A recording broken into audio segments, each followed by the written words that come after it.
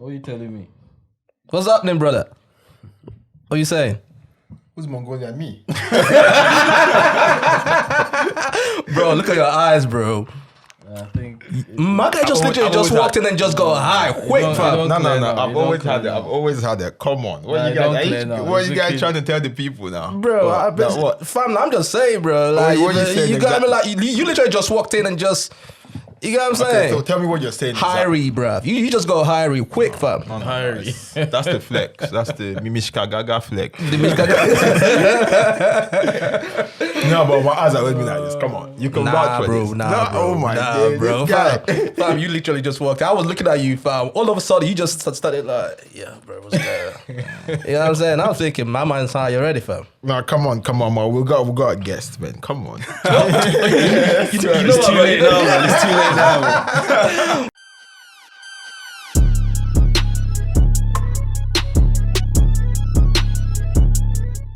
What's going on, Francis, bro? Good, What's man. happening? I'm good, man. It's a pleasure to be here, guys. Bro, listen, bro. Welcome. Definitely. Listen, fam. It's been a long time, fam. Yeah, for real. I know. I ducked away for a bit and it disappeared for a hot second. But I'm here now, man. It's all good. Yeah, like, how was Ghana, though? Ghana was good. Oh yeah, Akwaba. Just a quick reminder. Akwaba. Our Ghanaian brother. Akwaba, get me. Akwaba. Everyone's turning into an honorary Ghanaian right now. Everybody, you know. Everyone, we're the majority now, innit? So They it's all need to good. know. They need to know you're Ghanaian. Yeah, They just need to know. You know what? This my guy over here, he's always flexing with the whole just Ghanaian saying, thing, bro. fam. Yeah, Ghana is a He's flex. always flexing. Ghana's always been a flex. like, bro, you know that Ghana is better than Nigeria right now, bro. Ghanaians are mad patriotic, innit? So wherever we are, we have to make sure like our Fam, stamp you guys are, though. knows, innit? You guys are and everything. Yeah. But I think it comes from, like, clearly your president he's doing well, bro. He's killing it. Yeah, definitely. I think one of the things that I can say he's done for Ghana is that he's completely changed the branding and the marketing for Ghana. He's definitely highlighted as a place in Africa where everybody's welcome and there's opportunity and there's things to do for everybody. So it's become like a holiday destination for Africa now. Whereas before it's like Gambia, Kenya. Now people are like, yo, I'm going Ghana. Do you know what I mean? So Ghana's completely changed, man. Yeah, fam, like the last 4 years, every December, fam. Yeah. I was thinking, what's going on? Yeah. And this time it's not even just December. People just go there. People are just going right any now, time bro. of the year. Yeah. I think it started with the year of return as well. That was a big one. We hosted a lot of events with Afrochella and what's the other African event that we had over They there? even had flipping. What's that one? The one they they did had in in Portugal. Portugal. Oh shit. I know the one you're talking about. Afro Nation. Yeah, That's the Afro one. Nation, Yeah. yeah, So I think having that there played a big impact in how Ghana's perceived. Because Afro Nation is big, isn't it? It's huge. Huge. Yeah. Bro, that's good, man, because that's the problem we have in Nigeria as well, bro. You get what I'm saying? Like, obviously, the resources are there, the money's there and everything. Because listen, I know that politicians are always gonna politician. You get what I mean? Meaning, you get what I'm saying, the brown envelopes and whatnot. But the thing is, we just saying, yo, do the work, innit? You get what I mean? You know what? You guys But in just Ghana, you need how to is make it? people feel welcome into your country. First of all, you need to reduce the crime levels in your country. But there's crime everywhere. I don't think that's the problem, though. It is. People are scared to go there because they feel that's what they think about when they think about Nigeria. Being defrauded, crime, Kidnappings and so kidnapping, forth, all yeah. of them things. That's the first thing people think about when they think about visiting Nigeria. But in Ghana, you don't really get these things these days. Is it that it's not happening, or is It it is that happening, but on It's a happening, but I low don't think on scale. that scale, yeah. okay. There's an interesting thing one of my friends said. He's like, so whenever I'm in Ghana, he always flies out from Nigeria or wherever he is straight to Ghana. And he said when he's in Nigeria, he feels like he has to roll with security all the time. He doesn't feel safe rolling around at night. I don't know the crime statistics in Nigeria or whatever, but he says when he's in Ghana, he feels more free. You know what I mean? He doesn't feel as threatened as he does in Nigeria. So maybe that plays a part. Maybe it's a negative connotation that people are put on Nigeria, but it is something that a Nigerian who actually actively lives in Nigeria says he saying, feels innit? himself. Yeah. To what extent? Yeah, I see what But he's saying. also, I think you know the thing about Nigeria is, right, anything that happens is so loud. Yeah, You get what I'm saying? Every little thing that happens with Nigeria is so loud. So with the whole crime rate and the whole 419 and whatnot, right? When it happens, like for example, Hush Puppy, bruv. The thing was on CNN, fam. Yeah. You get what I'm saying? FBI involved. Yeah, FBI got involved in shit. You get what I mean? So everything that happens with Nigeria is so loud. Sometimes it's our fault, but then also it's because Nigeria is massive. That's what happens. But I think the main issue that we're having are just the politicians, bro. You get what I'm saying? Like at the end of the day, cool. I mean, politicians are always gonna do their thing, but you just gotta do some work. Because some of these guys are billionaires. I'm talking about in dollars, bruv. Yeah. Not Most even in of naira, them, bruv. Most of them. Like if you get to a top position, you must have stolen a lot. The thing about Nigeria, even local governors are like they're really revered as like high individuals with loads of money. They're rich, and the kids go to the best schools. And they did say something interesting that during like the whole COVID and pandemic, the only Africans that were actually flying out of Africa were the Nigerian governors in private jets. Going for healthcare everywhere else when they left their people to it. So it kind of shows you the dynamics. He's boy, innit? He's boy, the president of Nigeria. He's boy, innit? Where's he at the moment? I'm hearing he's So he's my. You're agreeing that he's my boy. No, he's your guy, innit? You always say he's your guy. What's the link? I You just like him. No. He loves him, bruv. The opposite of it. More like the opposite, bro. What do you mean? Come on. My man came all the way to London for like his medical checkup and to relax and all that, fam. You get me? Like, stuff like that, right? Are you trying to say that the doctors in Nigeria and the medical system in Nigeria is not like Well, if the good for you or something, if bro? the presidents and the governors are not willing to use them, then that kind of is a bit of an indicator as well. That's the problem. But it's not just Nigeria. It's not just Nigeria. Even the Ghanaian president does it too. It's not just Nigeria. Yeah, it's not just Nigeria. It's not just Nigeria, fam. But that's the thing, though, because the African presidents and the politicians and all that, right? They have to invest into this medical system, because it's not a good look you traveling to another country to do your medical checkup. Because we saw, like, for example, the prime minister here, he got COVID. He didn't go to bloody US to do his checkup. He came to London and did his thing, and that's just the problem that we have in Africa. Because Africa has a lot of potential, bro. Because think about it, look at Dubai, Saudi Arabia and everything.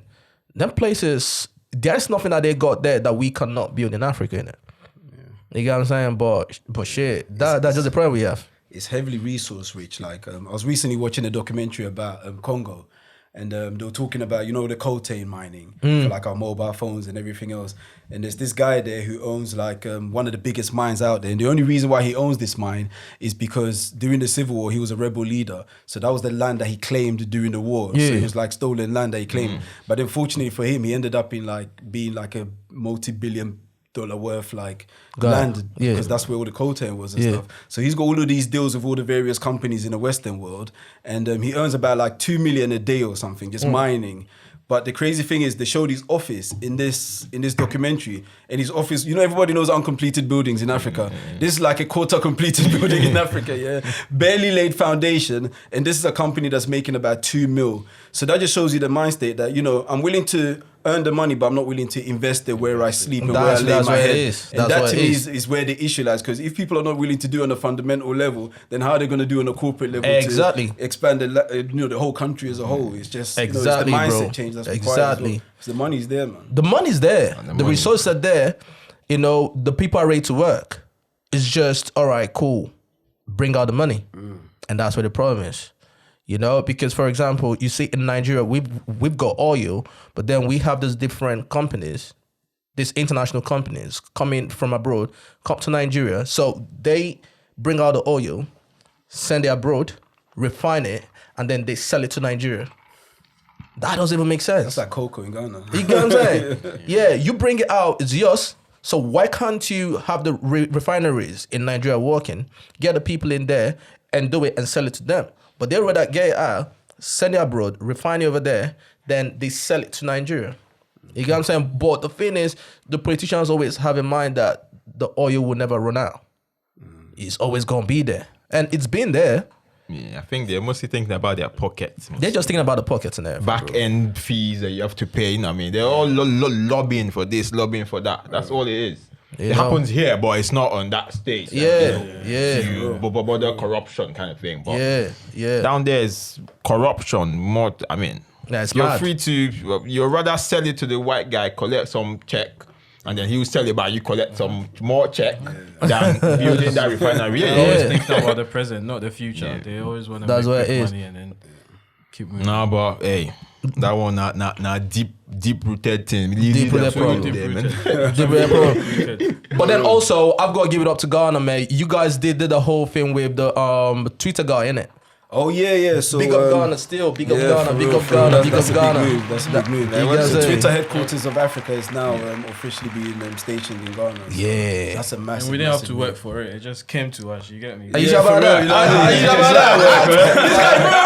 This is the reason why I hate big in Ghana, fam. Because of this guy over there, fam. It's true. Bro, this guy over there. That's the problem we have here, It bro. speaks loudly for us. We don't You need look at it, to look at do it, too look at much. it. Come on, Charlie, we're I just beg, welcoming I people. beg, I I mean, beg. Just, you get me? Like, Everything just come together nice, and it's happening for Ghana. Nah, it's happening for which Ghana, is bro. good. I mean, which is real good. Yeah, because It's like good. you said, Nigeria is bigger than Ghana in terms of on every level. But come on, But bro, we did that with MTN back in the day, bro. MTN. You get what I'm saying? We did that with MTN back in the day. Where's You already know that, MTN? fam. We done that already, Where's bro. MTN You these get days? what I'm saying, bro? We done that already, bro. Where's MTN? Bro, these days, though? they had to MTN was move- massive then. It was massive. But They that had was to move massive their as headquarters Twitter, from South Africa, something, yeah, innit? yeah. All the way down to Lagos, bruv.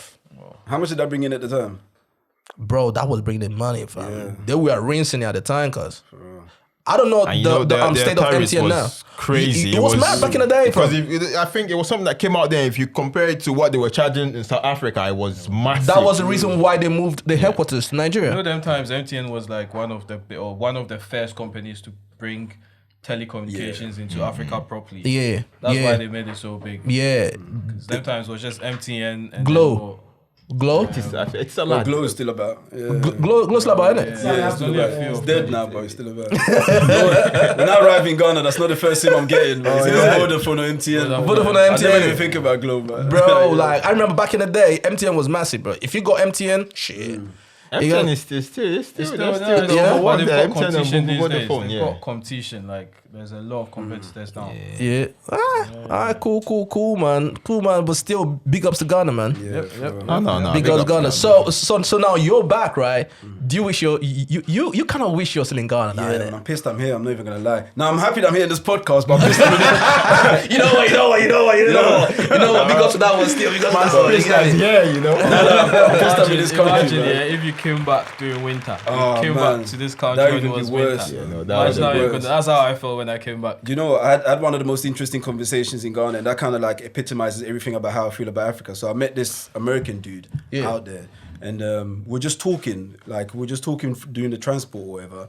And he was like, bro, big man, and he was almost like in tears. He was like, look, this is his first time in Africa, and when he comes to Ghana and he's walking around on the streets, this is the first time for him that he doesn't feel like a black man. Like he forgets about his color. And for him, living in America his whole life, for the 35, 36 years that he's lived in America, every second of every day he's walking around with that burden of thinking, oh, I'm a black man. How am I supposed to act in this environment? How am I supposed to move? How are people watching me? How is my demeanor? People judging me based on my demeanor. But when he was in Ghana, he was like, bro, I don't... Like, she was calm. Yeah, he goes, I just feel like another human being here, man. He goes, this is life. This is how it's supposed to be. And me, when I'm in Ghana sometimes, I like these robes. You know, these long, like Muslims. I'm not Muslim, but I love wearing it. They're comfortable. I just roll around in it. And he was wearing a similar one. He's like, bro, if I walked around with this in my country, they might just think I'm coming to do something like that thing. It might get shut down, but here, he's comfortable. He's doing it. He's buying kebab on the street. He's free. Do you know what I mean? You're in your homeland. Yeah, but you know what? That's the way Africa is. But we are very welcoming. We are very welcoming. It's crazy, bro. Them Chinese people in Nigeria, them Europeans and everything, they are living good. I'm talking about they go to the side road, the roadside restaurants and everything. They're mixing up with the guys on the street, the locals and everything. They are living good over there because we are very welcoming. But then obviously, you know, just like we had this conversation a couple of weeks ago. I said, I don't have a problem with internationals coming to Ghana, right? But the thing is, they need to invest in the country as well. Because you know how it is. When you come over here, you have to do your 5 years probation, bruv. Yeah. You get what I'm saying? Like, yeah, bro, that's a probation, fam. Before you get your papers even, yeah, bro. Before you get your papers. And if you fuck up, you're going back in it. Yeah. You get what I'm saying? So, but if you got money, you can just come here and be like, listen, you know, like I'm gonna invest this into the economy or wherever. Boom, you get your papers in it. You know? So I think that's what they need to do in Africa. Yeah. Because there are so many Chinese people, white people, and they are rinsing it down there, bro. I've got a bit of an issue with that. I'm not like a hardcore nationalist, but I've got an issue with the colonization of Africa because I think our governments are a bit weak when it comes to legislation of foreigners. Like, for instance, you can't go China and set up a corporation without having a Chinese partner. At some percentage level. Whereas you can go Africa as a Chinese person, as a whatever person, and do whatever you want, because money talks. We just turn a blind eye, boom, you've taken over. Do you see what I mean? And it's not about being nationalist or whatever, but it's about having processes to protect your own. That's what I'm saying. Because at the end of the day, human beings, we're all about preservation and preservation of our own. So it's not about having hardcore nationalist laws, but have some level of legislation that you stick by. Like, okay, if you're going to come and set up a big corporation, being £2 billion in as an investor from China, at least 30% of your business partners have to be Ghanaian. The bare minimum, have a bare minimum. Because that has a trickling down effect. You're improving the life of that businessman, his family, his extended family. He's local and all that, That's how economics works, it's a trickling effect. But when you have no sort of barriers in place, you can just come in and buy you out, you're gone. You see what I mean? And I saw some of that when I went to Ghana. So at the moment in Ghana, in Kumasi, where I'm from, they're building a international airport. So that means that you can fly directly to Kumasi from wherever internationally. So when you drive through Kumasi now from the airport, they bought out a lot of shops that were previously there. There was like a big fitters, which is like car warehouses and car repair shops and stuff. Like, it was a long road full of them. They bought them all out and they barricaded it all off. Do you see what I mean? But now the people that are going to own that piece of land and build on it and develop it or do whatever they're going to do, and none of them are Ghanaian. Apparently it's a Portuguese company. So to me, the government has to do more in terms of like legislation to protect their people, man. That's where I have an issue with like outside investment. Because the reason why I feel that way is I see what's happening with countries like Thailand, right? You see all the internationals and everything. They go Thailand. They have a great time down there. They live like kings. Some of them even have houses down there. You get what I'm saying? Like, I've got a couple of friends, fam, they went to the Philippines. They bought a massive house for £20,000. You get what I'm saying? They bought a massive house down there, like proper house with a pool, everything, fam. You get what I'm saying? But then the locals are suffering. You get what I'm saying? But that was because, yes, their tourism, whatever, is kind of good, but I don't think they've done a good work when it comes to legislating people that are coming in there to obviously live there or wherever. You get, so I think Africa needs to do that. Because obviously in the next 4 or 5 years, I think a lot of international people are going to move down to Africa and whatnot. You got me? So my point is, they need to invest into the economy. They need to invest into the locals. They need to make sure that locals are good and employ them into your businesses. You got me? Make them your supervisors, your managers and everything. Because if you go to Dubai, no matter your qualification, bro, if you go there to work, your boss is still going to be an Arab man. Your boss is going to be an Arab person. But then again, they've modeled their thing. I don't think... But that's where it is, though. No, because, I think that's where we're getting, like what you said, being national. I think there's that limit where it's not too nationalist kind of agenda, but, meeting at that point where it's okay. Because you might do that and they say, okay, we pack up and go then.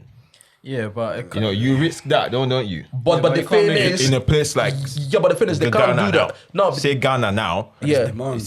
It's the demand, but the thing is, they can't do that because they know how much they're going to be losing. Yeah. They know how much... Because at the end of the day, no one is going to put a value on your thing except you. Yeah. True that. You know what's happening between Africa in general and China at the moment? So China is trying to make Africa its new China.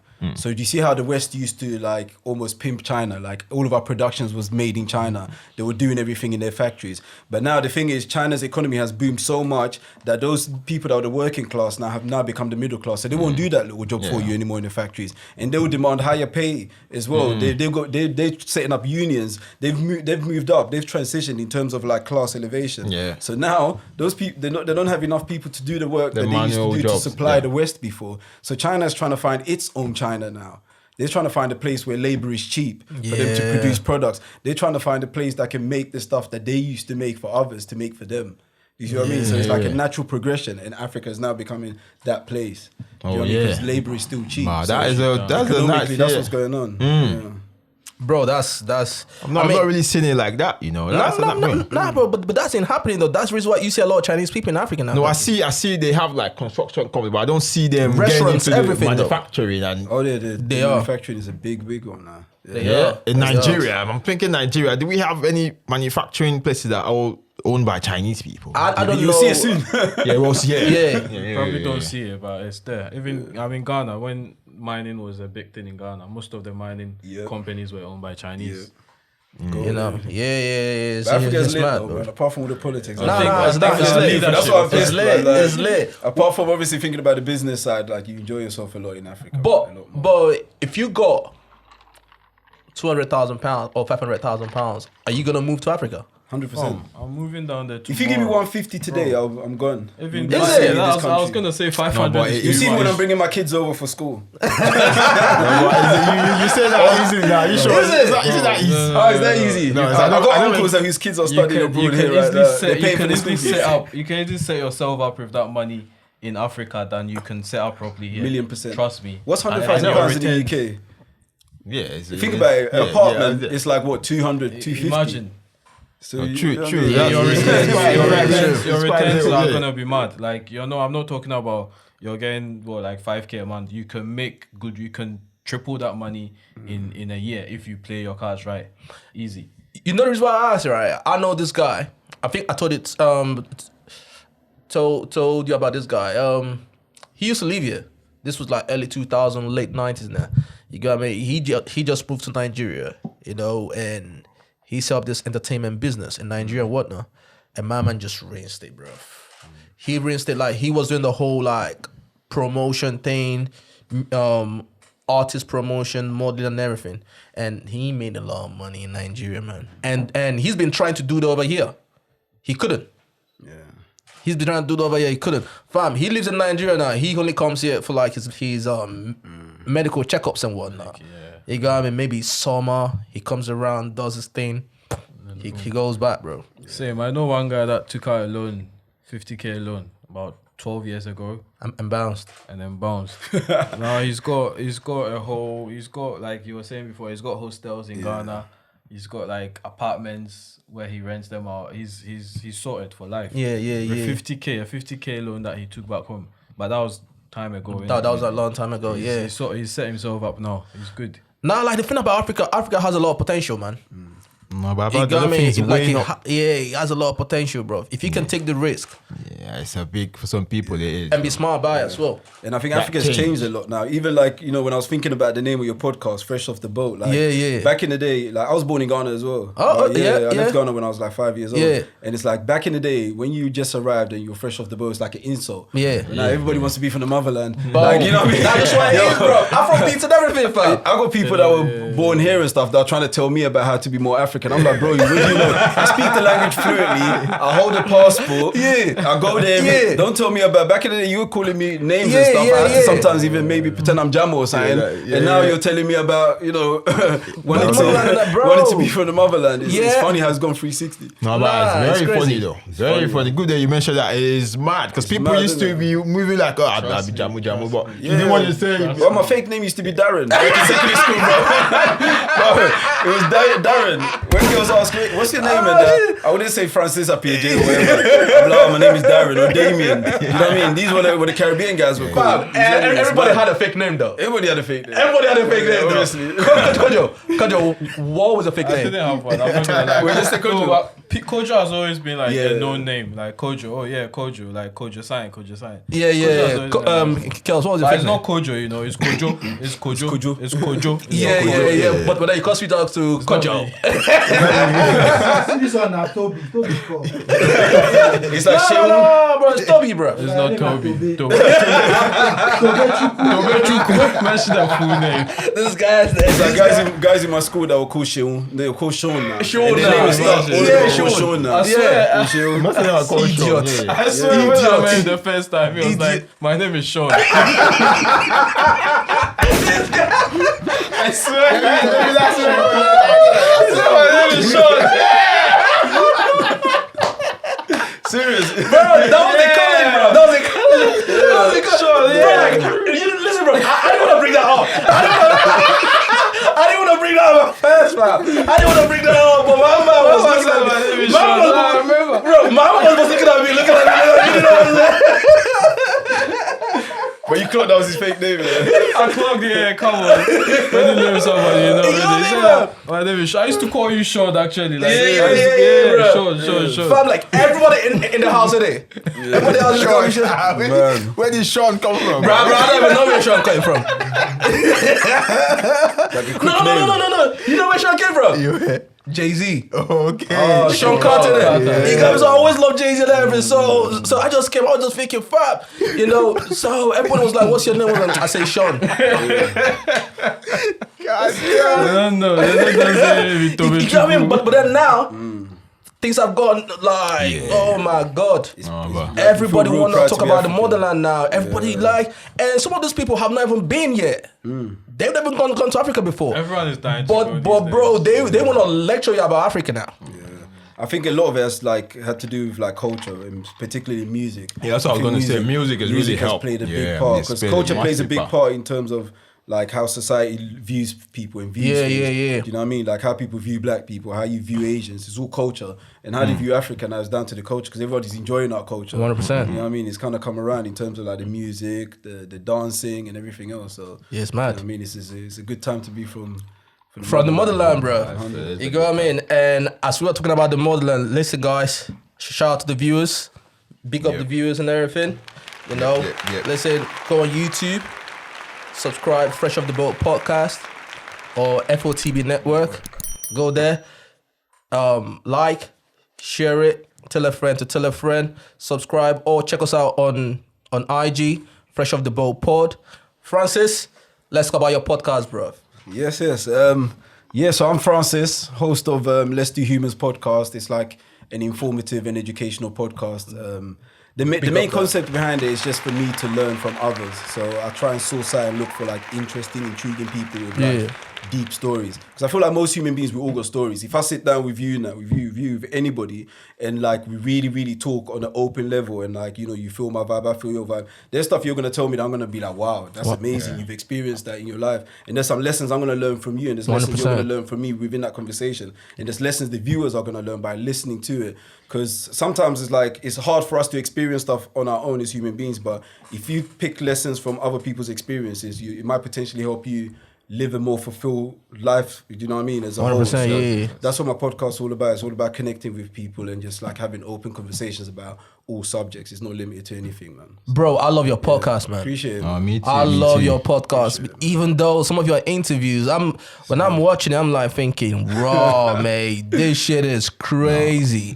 Like, for example, the guy who you were interviewing or whatever, I think he said he was dead for like a couple of days or something. A couple of minutes actually. So it was, a couple of minutes. Yeah, Adam Smith. So he was going through a lot of like hardship in his life, like homelessness and all sorts of stuff. And he was high on. He became a major drug addict. Yeah, that was his thing. And the only way for him to kind of like, you know, get rid of all the pain he thought that he couldn't like overcome was by committing suicide. So he decided to overdose. Took a whole bunch of cocaine, not knowing that he had taken so much cocaine that he'd gone over the overdose limit to the point where the cocaine was actually keeping his heart beating. so imagine, I know we're laughing at it, but it's actually mad. God was like, nah, mate, not today, it's mate. not your time. So he'd taken so much drugs that the drugs was keeping him back. It's almost like, you know, Simpsons, Mr. Burns. Yeah. Like, did you watch the episode that the only reason he's alive is because of all the drugs he's taking? He's keeping his body going. And that's what done to him. So when the police found him at the point where he had attempted suicide, they couldn't find no beat, but internally his heart was still like twitching off of the back of the was drugs. Was that mere luck or is it scientifically no, because the thing is possible? It's scientifically possible, but he didn't know. He didn't do it on purpose. He just overdosed the overdose. You see what I mean? So when the police found him, they were like, whoa, we can't feel no beat. He's dead. So they pronounced him dead. Only for him to then be revived by the drugs that was in his system, because there's so much drugs in his system. Boom, it sparked his heart. So instead of having like, you know, the electric shock, this was cocaine shock. Boom, bro. So he has a beautiful story, but then he ended up changing his life around. He started working to support homeless people by setting up shops where they supply food. So he get food from like high street stores and stuff, waste food, and he opened up his own restaurants with these type of foods, with waste foods. So he supply free food to people. So you come into any of his shops and you render your services for food. So you might come there, you know, fix the light bulb, you get food. You know, draw something, you get food. You trade for food. Or sometimes if you don't have anything to trade with, We just collect food for free. So Bro. there's a beautiful company called the Junk Food Project, I think is. Junk Food Project, man, that's dope, man. That's dope. He's one of the most incredible people. I've had loads of. Shout out Junk Food Project, man. Yeah, Shout out Adam Junk Food Smith, Project, big big shout time. out, man. Big shout out to them, bro. You've had major. I'm just thinking, how do you go the depth of it? Like, you really go to get those It's odd ones. That's the hard part. So because my podcast is so heavily aimed on looking for people with deep, intriguing stories, the research part is the hardest part because I've managed the whole podcast on my own. So it's like I have to find these deep stories. But the good thing that's helped me is I'm a documentary maker. I love documentaries. I recently started making my own documentaries, but I haven't released anything yet. Documentaries on what though? On various things. Various things, right. I've seen the Coco Kill one thing. Oh, you saw the I'm doing one on Coco Kill. That's my brother. Like not my blood brother, it's my boy. So I'm doing a documentary on him at the moment, and I'm doing a few other stuff as well with my little sis. But so because I love documentaries so much, I watch about 10 documentaries a week. Wow. That's all I consume. I don't watch TV. I watch football. Arsenal depress me, and then documentaries. that's my life, you know. Listen, bro. People like you that watch Arsenal, I'm like thinking, wow, why? All my grey hairs because of Arsenal. Why? I got bare grey hairs because of Arsenal, bro. Because bro, Arsenal is like your girlfriend. Like, every year she tells you, you know what? Today I'm gonna be a good girlfriend. This year I'm gonna be a good, and then she goes back and cheat on you, fam. You got me, and then you take her back. They take her back, and you buy her roses, and then you take her back, bro. Oh man, what these guys Man are? is going to drop out this semi-finals. They'll drop out, Bro, you are gonna be owing me £100. Anyways. But because I love documentaries so much and I consume so much content, I always have like ideas of people that I want and people that I've come across in those documentaries. So some of my guests are actually people that I found in those documentaries. Right, so I refer back to them and I'm like, oh, I remember this guy, I remember this person, I remember that. And then it's just about contacting them. But the hard part initially was before I had any content, I couldn't really approach people That's the hardest bit, people that I've done stuff with, you know, Vice, and because some of my guests have been on Vice, they've had BBC documentaries, they've been everywhere. So when I had no content, it's like, who are you? You know, I got 4 million views on a Vice documentary. But when I ended up having content after breaking the barrier, now they're more inclined to come because they recognize other people on the podcast. So, it's amazing, man, to experience those stories with those people. So how long have you been doing your podcast for now? About 2.5 years now. But as I was mentioning before, I've been involved in like broadcasting for like nearly a decade because my parents had a pirate radio station before, which then went online. So I've kind of been involved in terms of the technical side and sometimes coming on as a guest to talk about things that relate to young people because their one is more about Ghanaian marriages and Ghanaian traditional conversations and stuff like that. So I don't really go on there. I was just around. But when it came to like a thing in relations to like young people, then I'll come on the podcast and, you know, have my say and stuff. So I've been involved for about 10 years or so plus. But then in terms of doing my own, about 2.5 years now. So in your podcast journey, right? Because obviously we just got started, right? Which we've experienced some hiccups here and there, right? But within this 2 years and everything, what would you say has been the difficult thing that you've experienced when it comes to podcasting? I think the most difficult part is probably like consistency and keeping up like the momentum. Like, you know, fatigue, we were discussing fatigue. You know, fatigue is a real thing. Big thing. Like I was mentioning before, it's like sometimes like I might have a episode that I have to record today. Let's say it's 10 a.m. and I know I have an episode at 2. But because I've spent like the last week researching this person, because of the type of podcast I do, is so intense, I then feel like I don't have the energy to now speak to them after I've spent a whole week researching them. because I do the whole thing solo. I have to think about, okay, now I have to set up the lights, cameras, everything, especially if they come into my place. And then I have to edit. So that whole thought process, it can mentally drain you to the point where you're not motivated to now even speak to the person that you've been excited to speak to the whole week. So then there's been times I've made up excuses on the day. Even though I spent a whole week preparing to speak to this person. I'm sorry, unfortunately, I can't make this thing because, you know, my mum's cat's gone missing. You know, my mum don't even have a cat. You know? So fatigue is very, very like, it's very real. Yeah, it's a real thing. Because I love podcasts and I love talking to people, maybe I need to strategically think about going forward in terms of like, you know, editing process and you know, like, you know, putting things off externally, not having to do everything myself. That's a major hard part, man. It's hard. I think the load must be, it's hard. Kind of having to do everything, that is. Because I love podcasts. I love talking to people. I can talk to people all day long, but, you know, tell me to edit, tell me to, you know, that's long. You know, because, listen, we are quite lucky here, though. Like, because obviously the team that we have here, just like you said, like having to do everything yourself. stuff.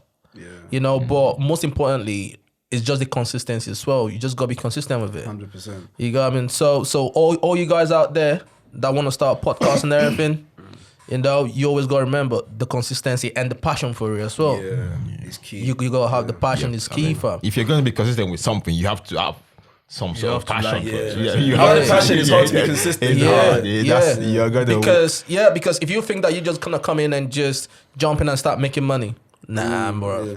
And that's why if you're gonna podcast, you should do it on stuff that you enjoy doing, like, you know, chilling with your boys. Like, if all my boys were on podcasts and I was doing what you were doing, I could do this all day long. But my boys are not on it, so it's like, It's you know, tough, I'm innit? doing Yeah, something yeah. that I enjoy now, which is learning. Yeah. You know what I mean? But one of the key things about consistency is, like, in this game in particularly, because the market is a bit saturated, if you're not consistent, you're gonna drop off big time. Quick. Because people are gonna forget about you. Do you know what I mean? And then they're gonna jump onto the next thing. But consistency keeps the energy going, and it kind of keeps you on the trajectory. Because 100%. I had a time where, like, my viewership was moving sky high, then I became complacent, and then I came back and boom, it had dropped again. Now I had to work my way back up again. So if I was consistent during that time, it would have worked out better for me. So consistency is key, man.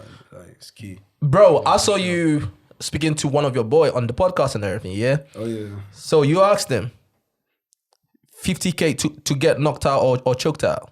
Yeah. I did That shit was funny as fuck, bro. Oh yeah, with about AJ. Yeah. Having a fight with AJ. You know what I mean? So I'm gonna ask you right now though. 50K to get knocked out or choked out by AJ, bro. What you gonna do? But the thing is, for me, this question is quite straightforward because I do jiu-jitsu, so I know the process of getting choked out or choking people out. You kick ass in it. Yeah, so I'm gonna just say, yo, bro, just know, bro. I kick ass, bro. No, but to be fair though, he's not done it for a while now. So because I saw when you said he's not done it for a while, so I might get a chance in. You mean? My guy's gonna put you to sleep, bro.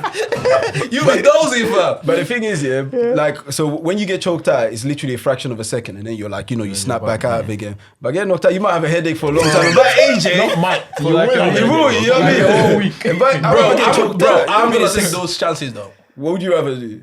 Knocked out by AJ or choked out? By AJ. So knocked out by AJ. Heavyweight, 6 foot plus, beast. It's an easy Or get choked out. Yeah. Knock me out. Serious? Toby. No. You Knock might me die out. from that knockout. You know? That's what I was gonna. You could No, die. bro. You could get brain No, damage. see it this way. We choking out, right? You're not gonna snap off immediately. It's a process. You're gonna be. Yeah. You get what I'm saying? So They want to go through. So I don't want to bam. go through that. I just want to go bam. Nah, man. You know what I'm The saying? repercussions And I wake up with a afterwards is headache. long. Huh? I wake up with a headache. a Panadol, mad bro. headache. Paracetamol. Did it? Paracetamol, bro. for a week. You go shake your brains. So over. what if your jaw shifts? You think you Fam. think it's magic that teeth come out. Fam, there's something called NHS, my guy. Obviously, your taxes, bro. innit? Bro, the 50K is mine, bro. Yeah. You know what I'm saying? I need that 50K, I'll bro. get choked out. No, but if you any get day. choked I'll out, you're get getting choked out 50K as any well. day. But I don't want to go through the process, though. I know. I don't want to go through that process of having Fight to. it out. You get what I mean? You know, so nah, bro. But Knock choking me out, you fam. can even fake it, Seth. Halfway, you do like say you don't choke. You find out your own, I know you bro. But then imagine That's AJ the standing in easiest front one. of you and then he's going like this. That's a process in itself as well. Bro, AJ, he's swinging those big ass. Nah. mentally up here though, innit? You gotta be thinking. Unless it's a surprise punch, man. I'm not staring at AJ's eyes and watching the punch fly to me. Waiting That's for long. it to come. Yeah, that's long. That's Bro. long. That's long still. His punch should weigh about like 50 kg easy, Do you know Francis Ngannou? Yeah. bro. Imagine a punch. You know that's the hardest punch ever. They said it's the speed of a Ford going Cars. something. Yeah, speed of a car going. Bro, when 30 I'm or watching the 40 guy miles an hour. fight, But how did they measure that? measure it? Because I heard I'm like, Computers. these people are Yes, chatting shit. computers. Oh yeah. Yeah, it's easy to do. Yeah, it's quite bro. So he's the heaviest puncher now. in the world. Yeah. Bro, when I'm watching the guy punch, right, launching towards a man, I'm like thinking that's a truck launching towards you, cuz. And then he falls, and then he uses it on your face and They everything. said it's like a sledgehammer Bro. going like directly at your head. I'm sure that one is come on. That is madness. Bro, like I've told this guy over here, fam. He should go into MMA. He's fucking scared, bro. That guy's fucking scared, bro. He's tall. You know, all he needs to do is go train, innit? I've told him so many Nah, times. well, it's not that easy though. It's not that easy. But man. you know you can qualify for it. Exactly. Sumo wrestling. You know. Nah, bro, I love my life, bro. No, but you're quite big. You know? But the Ngannou business, do you think he can call it in boxing? Do you think? No, it's different boxing to MMA. Nah. It's very different sport. Because if he's thinking of, he said his love has always been boxing. Innit? Nah, bro, nah, different bro, skill different. sets. Yeah. Different skill set, that you know. But yeah, back to your interview, bro. There was this guy that you were speaking to. First of all, the guy that you were talking to that said he died, right? If it was me, I'm gonna ask him, yo, bro, how was heaven on hell? Did you go there? No, we didn't go there on camera now, but to him, it was just like he fell asleep. And then, he woke up again, and that was that. Because sometimes I ask myself, like, how do we believe in something that no one has been there before? But You know what I'm saying? Like, I I've want to got a ask theory. someone, bro, have you been there? Yeah, I've got a theory about people who have death experiences, medically dead. I think if you're medically dead and you wake up, you can tell me anything you want. I'll believe it because you've gone through that experience. Do you see what I mean? I'll tell the wildest story to end up in the newspapers. No, let's be for real. They don't believe it. But most people that have truly experienced it just say they fell asleep. It was just like a sleep, then you woke up.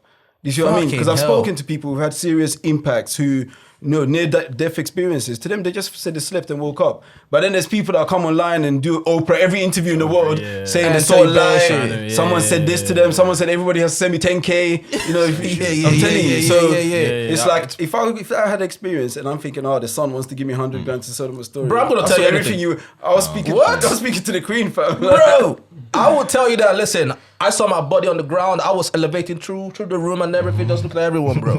I will tell you any type of story, fam. Yeah. I'm telling you. I think it has a lot to do with the mind as well, because if you're not truly dead and you're still in your mind, then maybe you're in a dream state and you're just seeing stuff that's already in your head. You're dreaming about. But you're dreaming about it. Do you see what I mean? So I don't know how I feel about it's those possible that people. they're seeing something. Yeah, but it's all in their head because you're passed out. You're in a dream state. You're in But that, most of the genuine people said they felt like they said woke they up just- from a yeah, sleep. just So woke that up makes from me sleep. think: is there heaven and earth? Bro, that's what I keep saying, bro. But that's because they weren't dead though. Like Bro. proper dead. No, exactly. You know, just in the That's the waiting thing, room. though. What's proper They're in the dead, waiting though? room. They're in the What's- waiting room. That is when you're We got it. 2 days you're still sleeping. You got me because bro, like I want to know. Did you actually get to the Golden Gates? You get what I'm saying? If you got to the Golden Gates and saw the street was flowing with milk and honey, bro, I'm ready to go to heaven, bro. Yeah, you're going to church that Sunday. Yeah. Straight. You know what I'm saying? But the thing is, we've not seen anyone that can tell us the story and everything, bro. Yeah. You get what I'm saying? And a lot of them are sketchy, man. I find those stories. Yeah, but I don't know, cause But then one of your other interview was the guy he came from a mad family, bro. What was going on through your mind when you were talking to him? This guy was talking about his mom cut off his index finger or something. Oh yeah, that's the one I was Michael. gonna ask you. Yeah. Yeah, Michael was so he went through like a traumatic experience where he was adopted by his grandmother. So, but his grandmother was a racist white woman. He's a mixed race. He's a mixed heritage kid at the time, and his grandmother was like extremely racist. So she used to abuse him, beat him up, call him all sorts of names. And then one day she was just angry at him and she chopped his fingers. Boom, chopped his fingers off. Like That's full mad. slice. Boom. Do you know what I mean? That is mad. So he's someone that's lived with trauma his whole life, and he went through like a lot in terms of like drug abuse, and he put on weight. He was going through a lot of psychological issues and so forth. And he's still going through like a road to recovery now. Bless even him, after like over like I don't know how many, like a decade or so of recovery. So that was like a serious. That was a serious thing, bro. That childhood trauma is real. Man. It's real, yeah. Some of us, that. you just brush it up like, whatever. But it won't take a year to just go away. Like it's it can a stay with you continuous thing. forever. Yeah. The things we forget that like when you're raising kids up until the age of 12, everything that happens to them is like sponge. So it might not come out now, but then the way that they navigate the world later on when they're adults, the way that they treat others, the way that if you're a guy, the way that you treat women, for instance, a lot of that is from how you was perceive raised, life yeah. as a kid, not even as an adult. We might think we're learning stuff as an adult, but nah, it's already programmed in you from like way back. 100%. You see what I mean? You saw your dad slapping up your mom, so you think that's cool. And then, your mom was like, coming back every time. So you think that's how it's supposed to be. You see what I mean? That's normal. Or maybe it was the opposite. Or maybe your mom was abusive to you, like, you know, your dad was abusive to you. So you're thinking, oh wait, touching people a certain way, that's normal, man. That was in my house. Because that's programmed into your head. That's programmed into you, bro. That's why they always say, you know, learning instruments and stuff like that, it's better to do it at a younger age because you sponge, you Easy. keep it inside. Same hard, thing with trauma and life experience, man.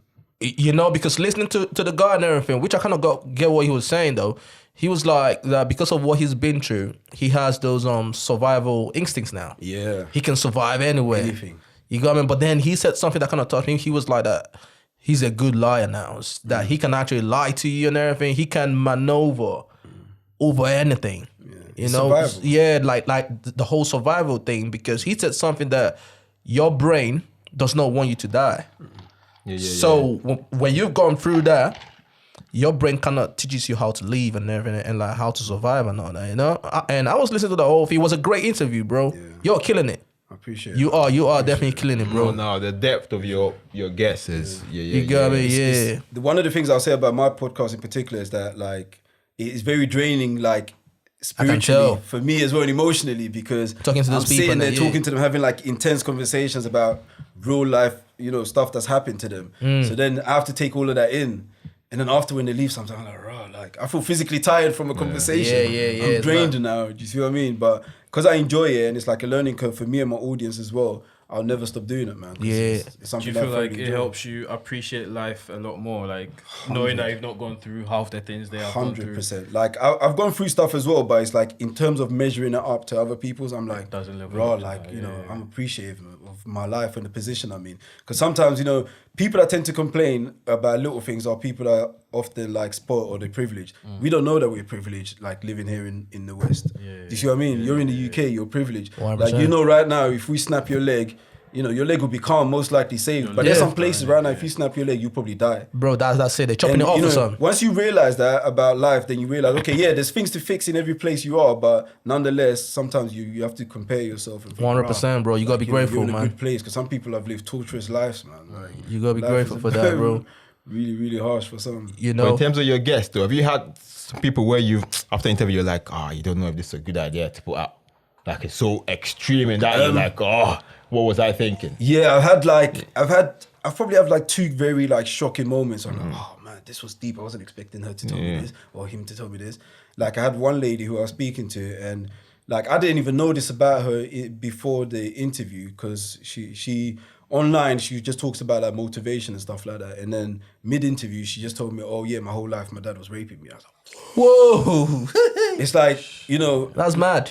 mid-interview. So if you watch that interview, half an hour after that was just me recovering before I could speak again, because I was like, wow, I have to take that in now.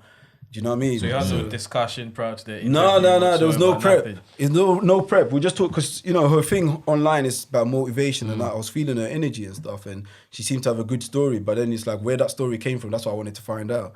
And then she just dropped it on me, boom, like throughout her whole life. That's a bombshell right there, up bro. until recently, and the guy didn't even get prosecuted, because I think part of it happened abroad, overseas, and then it kind of like continued. So dropping that on me halfway, I had to do it. I had to experience her trauma there and then on the spot mad, as well. bro. And I was like, so then the next half an hour in the interview, I'm not really talking. She's just talking. I'm just like processing. Yeah, like you're probably thinking, I feel raw, like this is serious, and do you know what I mean? And then there's been others where their life story is like, wow, this is crazy. Like Peter Tritton is been my biggest interview so far, actually, in terms of numbers. He's an ex-drug trafficker to Ecuador. Oh yeah, I saw that. That's my biggest one so far in terms of like downloads, views, everything. Like I saw that, bro. That story is incredible, and like hearing his story and the stuff that he survived, I'm like, raw. I haven't survived nothing. I mean, I've been in places or parties back in the day where there was a gunshot let off. Yeah. But you know, this guy survived shootouts, grenades inside a prison.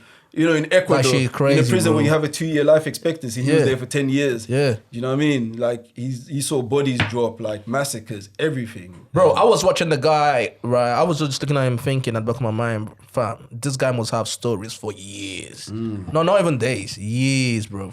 You know what I'm saying? Just imagine going through that.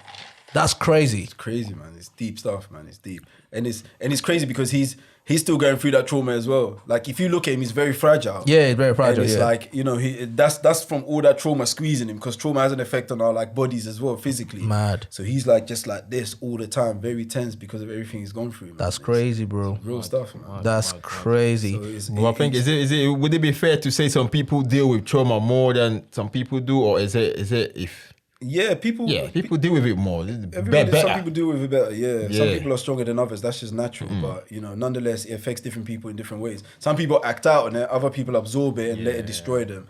So it's different.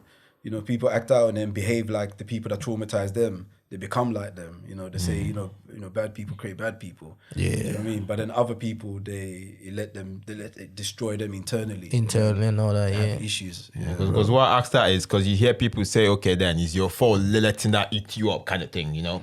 It's like, bro. you know, you have to... It's never the victim's fault when it comes to deep trauma, man. 'Cause most of it, like, you know, they did not choose to be there. Yeah, some of them didn't choose it. Some people are quick to hide it too. They can easily hide it and then just go about their day like nothing's happened. Whereas other people just, I guess it's everyone is different. Yeah, 100%. Bro, before we dive back to other topics and everything, man, shout out your podcast, man. Let the people know your podcast, man. Where to find you and everything, bro. Yeah, for real. Everyone check out Let's Do Humans podcast. That's one word. Let's Do Humans. LETSDO. Humans. Let's Do Humans. That's everywhere. The same word. Instagram, Facebook, YouTube, Spotify, iTunes. Let's Do Humans. Yeah. So which day in the week do you normally drop your podcast on that? So I'm aiming to do Tuesday and Fridays. Okay. Yeah, so I'm aiming to do 2. That's my target for towards the end of the year. Yeah. But usually it's on Tuesdays that they drop. Yeah. Around like 6-7 p.m. Yeah, man. Just go out there. Just check out his podcast and that. Let's Do Humans podcast. It's everywhere on your audio streaming platforms, YouTube, IG. Check it out, man. Trust me, you will not be disappointed. Yep. And once you're doing that, also go on YouTube, check out FOTB Network, subscribe, tell a friend, like it, share it, and also go on IG, Fresh Off the Boat Pod. You know, we are on your audio streaming platforms too. You know, and bro, I was listening to one of your guys, the guy who was talking about I think his dad was a racist or something like that. Right, some white guy. I think he's from Brixton or something. I think Brixton or Croydon or something. Oh yeah, the reggae guy. The reggae guy. So he was talking about that. Ex-comedian, yeah. So he was talking about that, right? And that just made me kind of remember. You know this guy, Davidlammy. Oh yeah, Davidlammy. He had this conversation with some white person, right? And the white person was like, he's Black Caribbean. You know what I mean? So the white person was telling him that he cannot be English, innit? That he can't be English. Yeah. And Davidlammy, my man was arguing the woman down, bruv. He was like, yo, listen, I am English, bruv. What are you saying? You know what I mean? You know, not by force. Bro, you know what? I was watching the whole thing thinking, okay, like... Wait. But what's the true definition of an English person? So... Like it's tricky because it's tricky. So it was on LBC, the one you're talking about. Yeah, it's on LBC. Yeah, Davidlammy was presenting, and this woman is clearly a nationalist and a slight racist. 100% out and out racist. That's why she. So okay, if you look at England, like okay, when we say London, what's London? London is a capital city of England. England is a country. Yeah, and then when you look at Britain is like a geographic term. Mm-hmm. Britain is not a sovereign country. Mm-hmm. It hasn't got its own. Like we say Brexit, but it's not actually Brexit, it's UKexit. It's actually the UK because UK is the sovereign state. Yeah. If you look at it on a political scale. Do you know what I mean? Because UK is actually the sovereign state with all the other nations that's a part of the UK. Whilst England is a country. Just a country. Do you see what I mean? 100%. But politically and historically, English people have dissociated England and made it almost like an ethnic race. Because Britain is more like the colony, you know, the colonized. Colony, so you're allowed to be a part of the colony, but you can't be a part of the country because the country is associated with its own ethno race. So in order to be English, you have to be white. But then there's no technically white English because it's mixed with Dutch, it's mixed with Dane, everything. Do you see what I mean? But it's one of those strongholds that politically makes it very difficult for a lot of English people to accept external people who are born here to claim England. So it's like I'm allowing you to claim British, but you can't claim English. Yeah. So they're turning England into a race, whilst England is actually a country. Yeah, bro. Do you see what I mean? Yeah. So a black person that is born in Scotland, for example, can call themselves Scottish. Yeah, but England, not British. Yeah, but then obviously Scotland has a different relationship with Britain because they're trying to cut themselves out. So you know, it's cool, very different. So it's like a lot of it is like stemmed into history and colonialism and stronghold and trying to hold that thing there. Like, no, England is what we are originally, and you can't be a part of this original team. But you can be a part of the British one though, because that was part of the colony. We came and collected you as Britain. We didn't come and collect you as English. You see what I mean? So politically, it's messed up. Yeah, but if you look at it for what it is, England is like America. It's like I got a Swedish passport. I'm Swedish. Do you see what I mean? Because I lived part of my life in Sweden, so nationally I'm Swedish. But nobody in Sweden will tell me, "Oh, you're not Swedish." Yeah, but in England, I can't say I'm English. You can't say that. You can say you're British. You see what I mean? But I was thinking about that. Just play the devil's advocate, right? If you were born in China, are you gonna say you're Chinese?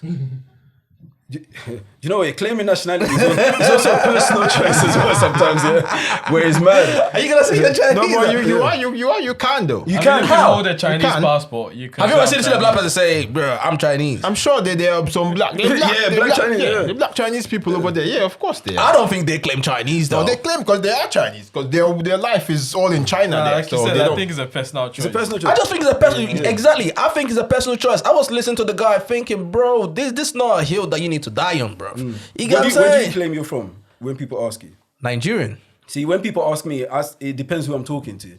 Because I'm so proud now to be Ghanaian, I always say I'm Ghanaian. Yeah. But if I'm trying to impress someone, I'm like, I'm Swedish. They're like, you ain't Swedish, because I'm trying to start that conversation. And I have a Swedish passport, but I've lived in the UK most of my life, so I'm very conflicted. But bro, thinking about that, right? I'm gonna tell this funny story, bro. I walked into the office, hearing this guy speak in the next room, right? This guy sounded so much like a white dude, bro. Like a white Irish man, bro. Yeah, he got a conk Irish accent. When I walked into the room, bro, he's Nigerian. Black Nigerian man. Yeah. But he was born in Ireland, grew up there. And when he's speaking, he's got a conk Irish accent, fam. It's mad. Everyone in the office was looking like, what the fuck? And me myself, I've never seen a black Irish guy. There's loads, especially Nigerians. There's loads. I've never seen loads of Nigerians. Yeah, there's loads of Nigerians there. Born there, Island. Yeah. Is it? But then it comes down to what? Do you claim where you're born, or do you claim where you're? Because that lady was basically trying to say we're going back to the origins. So you can only her rule of thumb was like you can only claim where your parents are from or where you're originally from. Where your ancestors are where from, your where your ethnicity is, because ethnicity, race, all of that becomes very complicated. Place and all that. Race is like color, ethnicity is like culture, geographical is location. So all of these things, it becomes a bit confusing. But she's basically saying, nah, if your origins isn't here, then Davidlammy asked the lady, what? How do you know you're not like Dane or something? She's like, nah, I've checked everything. I'm like, proper like English, so I can claim it. I guess probably the reason why I don't really care about that is because obviously I was born in Nigeria, right? So to me, I don't really think about it. But I can see why someone like David, who was born here, want to hold that close to his heart. You get what I'm saying? Be like, nah, I'm English or whatever. Not really though. I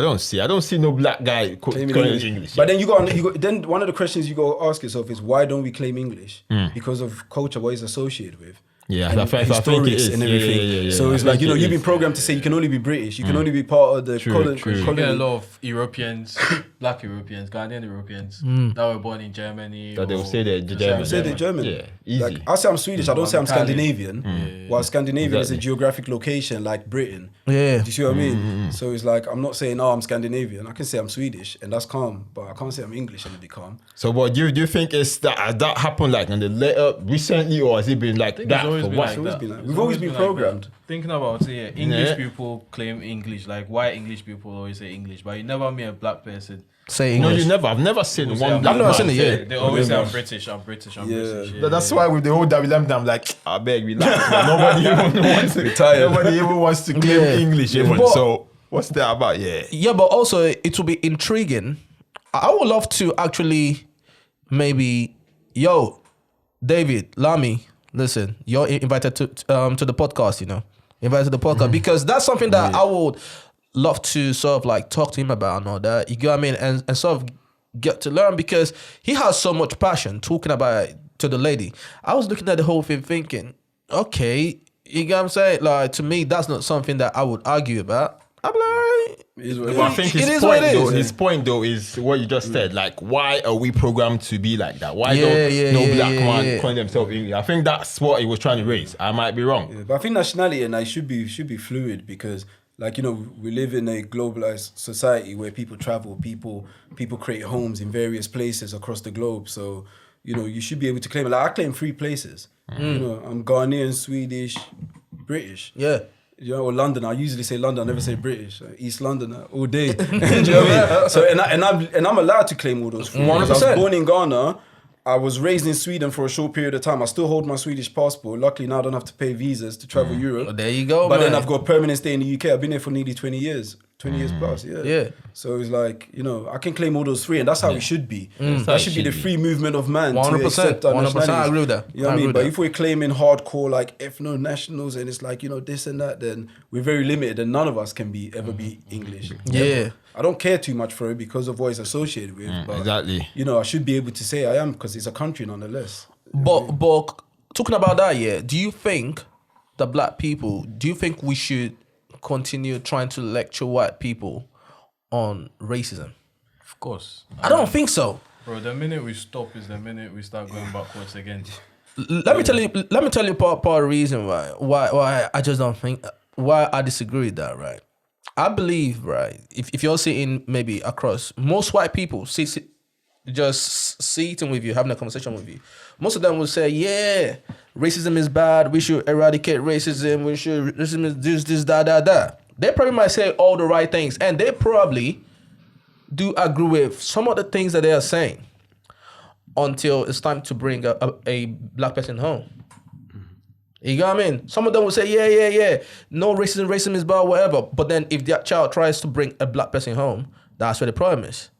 Right? So I just think if someone really wants to learn about something, it's up to them to go do their research and tear down all the negative mentality, all the walls that they have to build it up. No matter how much you try to talk to someone to convince someone, if that person don't want to be convinced, bro, they cannot be convinced. I think everything that's going on with this whole talking to white people, it's just gaslighting, bro.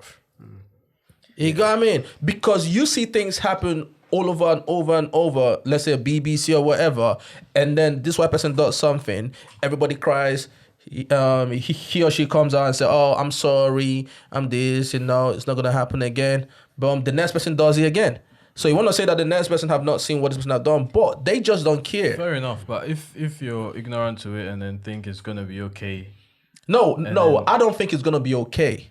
I just sort of feel like we have to, as black people, build ourselves. Build because the thing is, bro, no matter what you try to do, nothing is going to come to you free. You need to have a bargaining power to come on the table and say, you know what, this is what it is now. Let's do this. If you don't have that, they're always going to feel like they are doing you a favor. You get what I'm saying? So I think that's the approach that we're coming. Like, we're always trying to explain. Oh, don't do this to us. Don't do that to us. This is the reason why. They know that, some of them know that racism is bad. Yeah. They're not stupid. The thing is, if you look at history and evolution and biology and everything else, the evidence is clear. Like, tribalism is never going to stop. Racism is never going to stop. Yeah. Racism is never going to stop. Like, if you look at it for the core fundamentals of what it is, and it's on every level of every society that you look at. Even go back home to Africa right now and see how they treat the light-skinned African to the dark-skinned African. Yes, it has historical connotations in terms of slavery and how the different colors were treated. But nonetheless, tribalism has been there before racism was there. So before, villages used to kill other villages for various reasons, whether they had a different tribal mark or not, whether they were from the same like historical tribe or not. We've always killed each other based on our differences. If we don't kill each other based on the color of our skin, we'll kill each other based on the color of our eyes.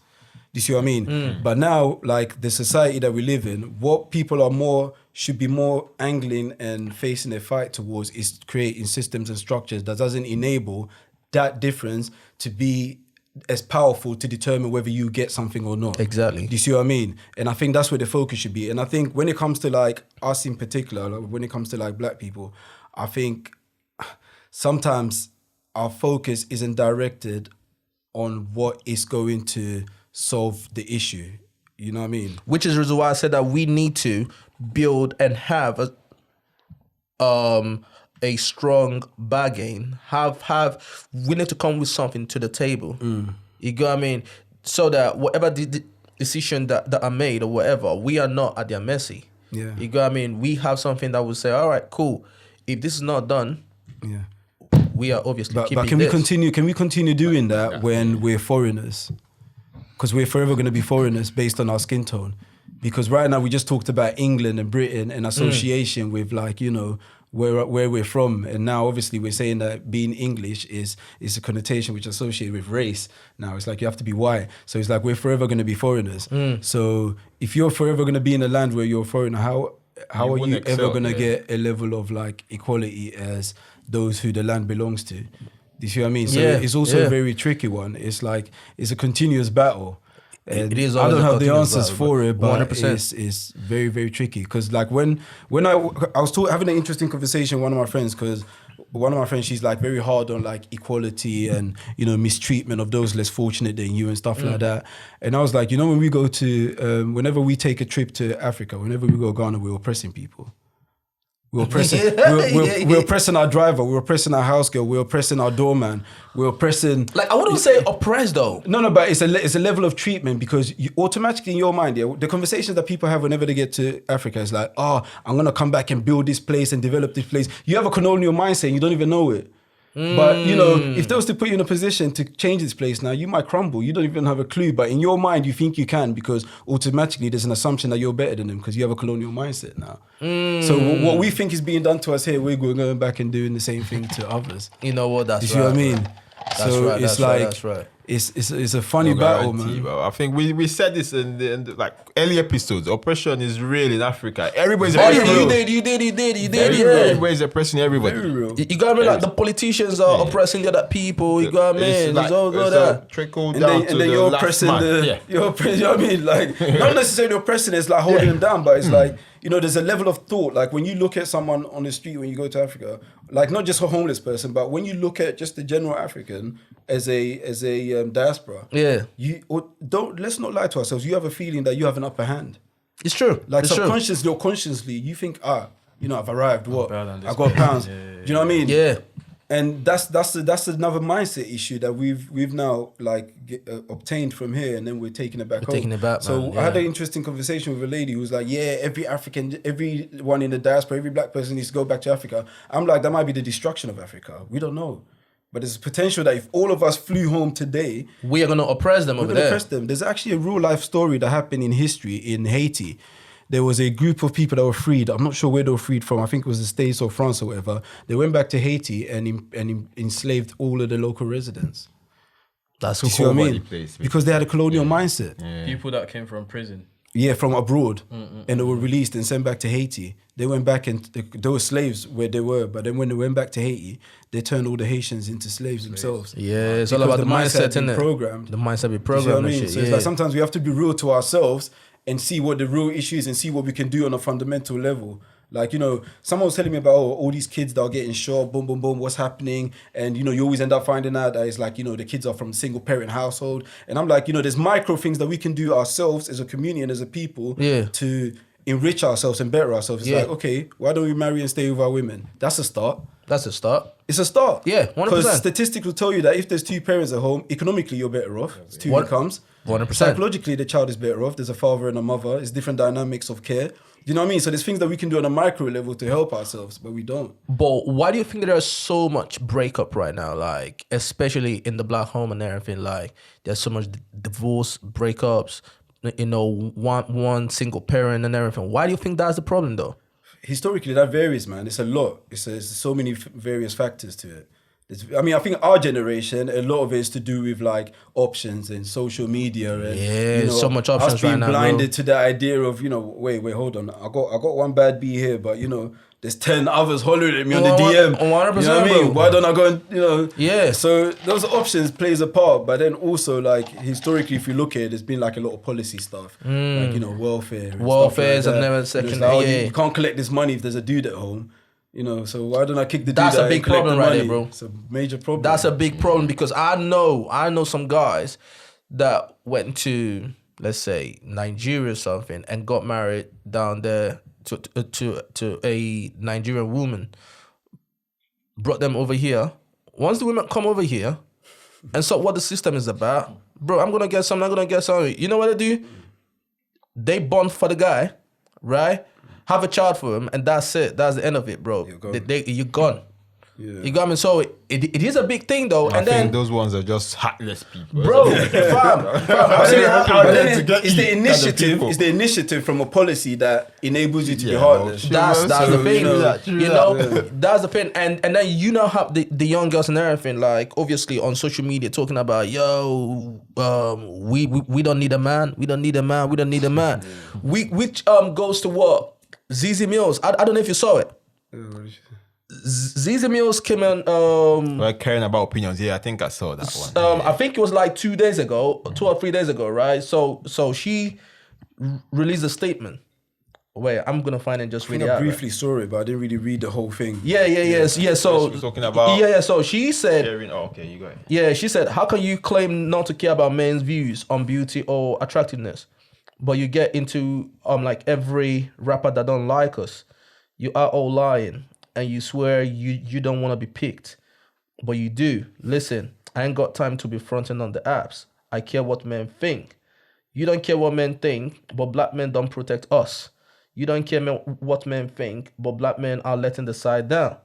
You don't care what men think, but you want them to take care of you. You care, and it's okay to care. This weird narrative of not caring is killing us. Shout out to ZZ, bruv. Shout out to ZZ, bruv. Yeah, Shout out to ZZ. That's facts. We all Shout care. out ZZ, man. Men care, women care. Well, men care. We women care. Bro, I'm trying to bang Jim now for the next 2 months until July the 21st. And what are you banging it for? Because I care what the streets think. I care about the streets, man. Always. You got me, bro. I don't care I care where the this streets, shit man. comes from, bro. Like, you hear people say, yo, men are this, men are that. We don't care about what men think, what men this, women. But it's the same girls, right? By the time they're like 30s, 40s, they're looking for man, bro. They're like, oh, I'm doing my hair for myself. You got me? You're doing it for yourself. I'm doing it yourself, for You myself. get what I'm I think it's that saying? feminism thing. It gets But- where it gets toxic. It gets over the line. It's like, Bro, come on. shit is We crazy, will leave though. the world for now. Do you know what I mean? If I had to do anything for myself, I'll wear flip-flops, shorts, one dirty black t-shirt. That's it. And I'll roll around the streets. That's doing it for myself. I'm doing it for myself, but then, you know, that's you don't it. need to wash nothing. You don't need to You're wash. chilling. Yeah, that's doing it for yourself. Bro, Because the rest is stress. Yeah, but because we all care what about people think of us. That's the reality of things. Because your reputation or however you know, like it's you care what people think about you when you step outside. You know, bad people say, no, I don't care. That's not true. That's not true. Because it's associated with a lot of things. It's associated with opportunity, your potential to get a partner. You know what people, how you're perceived is everything. You know what I mean? Your reputation is everything. Because social media that's what's sweeping. I mean, You see what I mean? that need for people to always put out that good side. You know? Even Yeah. if you're doing it for yourself, or you're doing it for yourself to feel confident enough to do what, or confident enough to prove who's right. Do you get what I mean? So technically, you're doing it for someone to impress someone on a certain level. That's just what it Get is, bro. opportunities. Like tell every influencer, every girl who's an influencer right now to go a whole month, no makeup, 100% themselves, their camera, no editing. Why won't they do that? Bro, they're gonna shit on you like they did what's his name? Kevin Samuels, bro. No, but there's a reason behind that because number one, they're doing it for opportunity. They That's know what that it is. it brings the eyes. The Yeah. eyes bring opportunity. Yeah. Opportunity brings money. So everyone's doing it for a reason. 'cause And they what care is about the opportunity? process. Where is the opportunity coming from? It's from men though. Yeah. It's from men. Because if some of these guys are gonna slide in your DM, they'll be like, yo, girl, wagwan, I wanna fly you out. I wanna do this. You know, Go to Dubai. bro, let's not act like that's not happening That's part of the though. opportunities. That's innit? part of the opportunities, bro. You get what I'm saying? Are you saying that's why everyone went Dubai? Yeah? Bro, last year, bad people were in Dubai though. You know that? Yeah, I know. You know what I'm saying? Bad people were in Dubai, and so some of them you already know, bro. You know what I'm saying? What's known don't need to be said, fam. Some of them with the sugar daddy was in the background and everything, bro. You know what I'm saying? But that's what it is, though. Bad people, we do things. We go to the just like you said, we go to the gym to look good for the girl them. Because bad people say, yo, you're like, I go to the gym for myself. The guy over there. I'm doing it for myself. No, but in terms of health, in terms of Himself. no, in terms of fitness wise, I think there is an argument to say, I'll There believe is. in myself. There is. Hey, Because no. Toby, Are we really gonna have this conversation? someone's friend or family member might die from obesity or from a heart problem associated with eating junk food or something, and then No, he wakes exactly. up and thinks, "Shit, fam, I need to set my health." Personally, have you ever jogged? Yeah. Have you ever jogged because you cared about your BMI?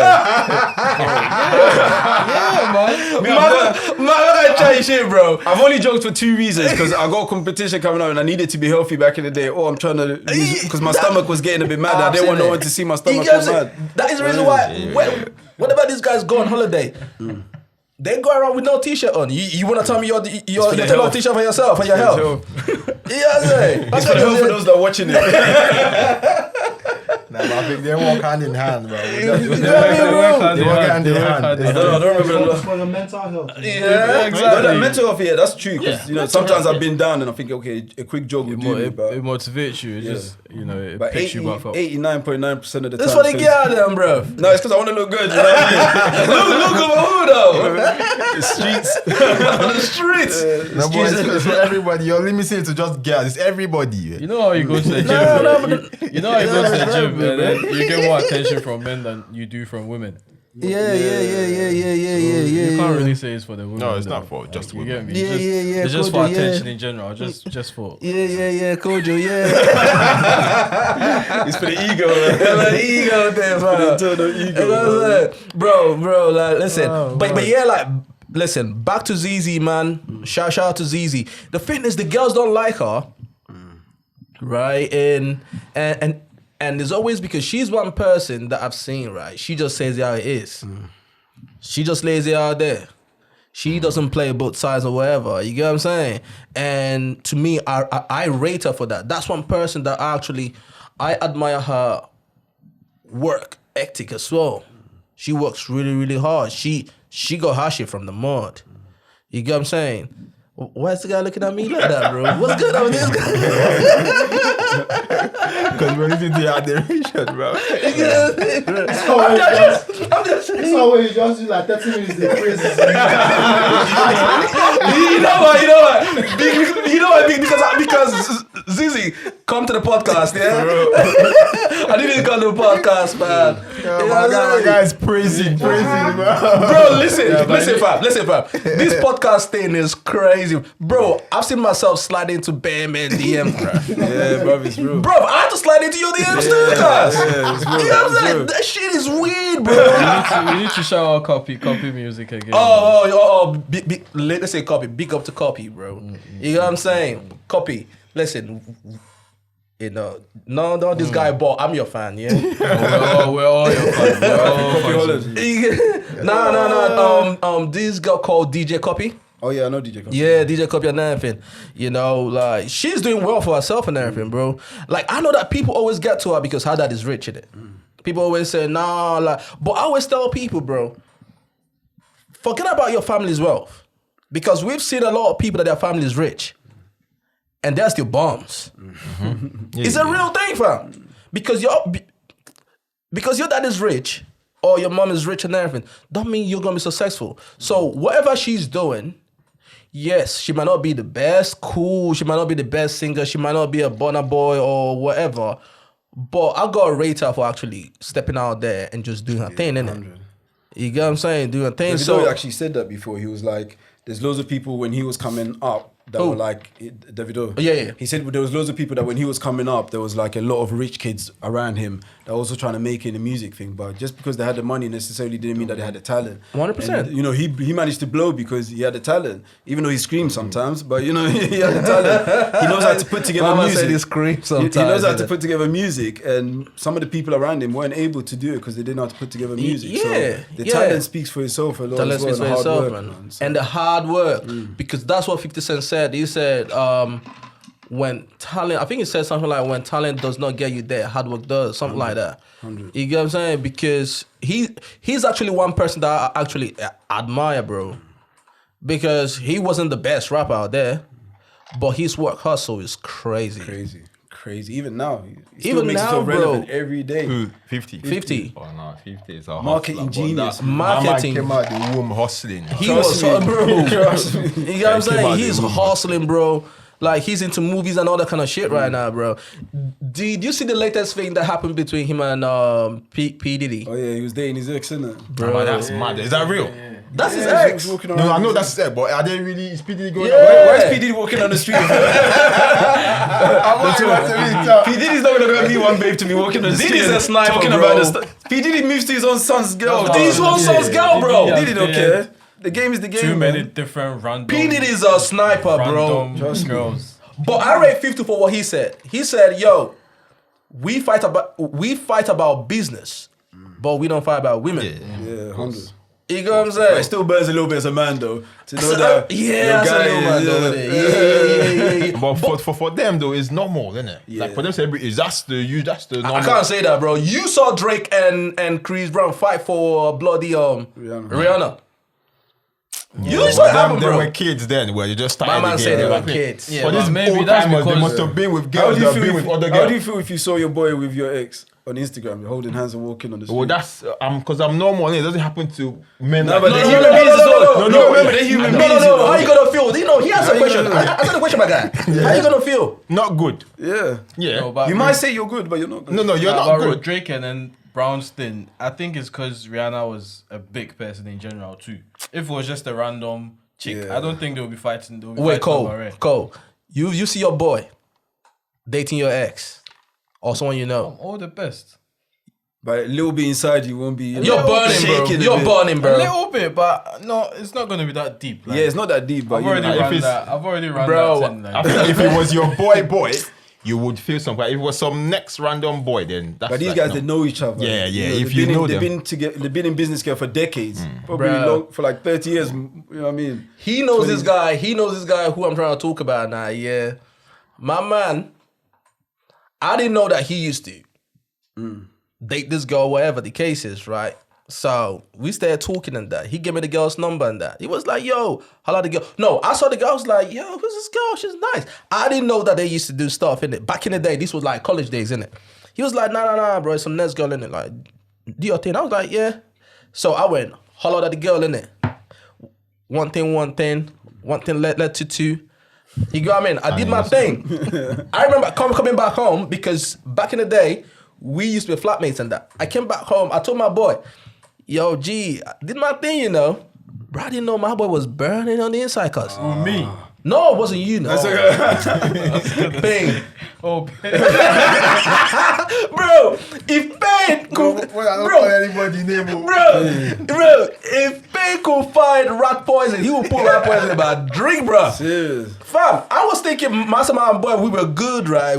But what you didn't know that was his. I didn't know. I didn't know. And he didn't tell you straight away? And he didn't tell me at all. Oh man. He told you to go ahead. Didn't He told me he's to the go same ahead. one that said, yeah, move to it. Yeah, he told me to go ahead. So who be in the room playing video game and that? I didn't know my boy was burning. Like, he probably looking at me like that, thinking, Oh man. you got me? So it was later on down the line, the girl told me, I just want to tell you something. I was like, what?